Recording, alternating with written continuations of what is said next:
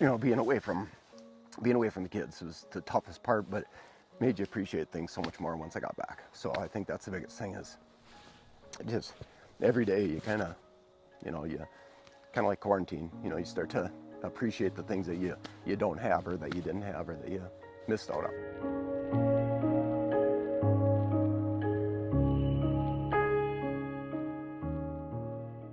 My grandpa, my dad, Vietnam vet, both my older brothers were in the Air Force. And so I think just growing up, it was just kind of what you did. It wasn't really an option. It was just kind of, I mean, that's kind of how I saw it. And then got out of high school and my parents were like, no, you don't have to go into the service. You can go to college.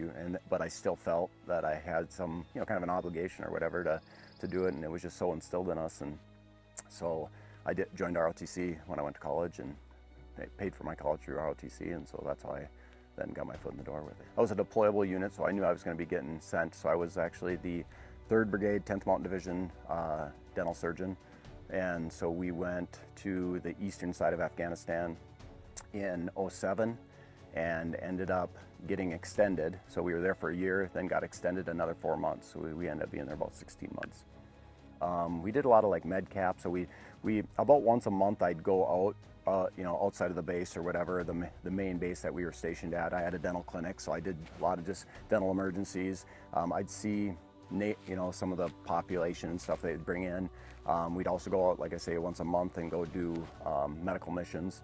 So we'd go up to a remote fob up on a mountainside or whatever, and we'd see, you know, kind of winning the hearts and minds of the local populace. So we'd do work on, you know, the elders or the kids or whatever, and just try to help out the local people. When we were there and the things that we did, we built schools and we built churches and, or, you know, in places of worship, and we just built buildings for them.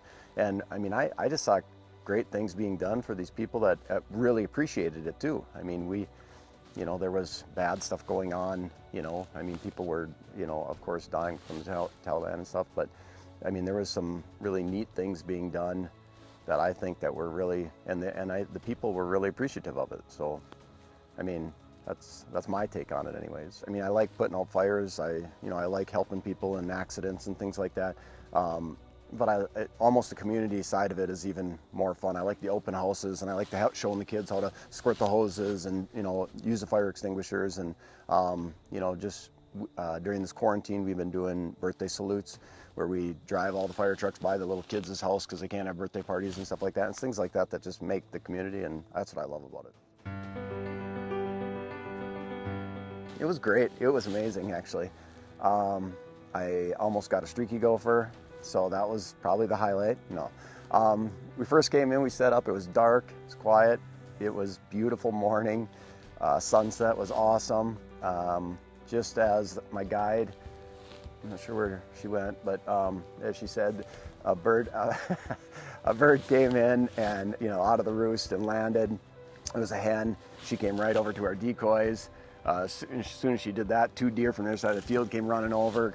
They were pecking at each other, and I mean, it was just amazing. You know, 10 yards away from us, deer. You could see the breath of the deer and stuff coming out. It was just awesome. Then a tom came in, just far enough out that I couldn't get a shot or whatever, but just awesome, just to watch it. And then it just erupted. There was birds. There was toms, there was jakes, there was hens, they were all over, everywhere. It was awesome. And none came in close enough to get, but we had a good time. There was a lot of talk, a lot of gobbling, and a lot of calling, and a lot of fun. So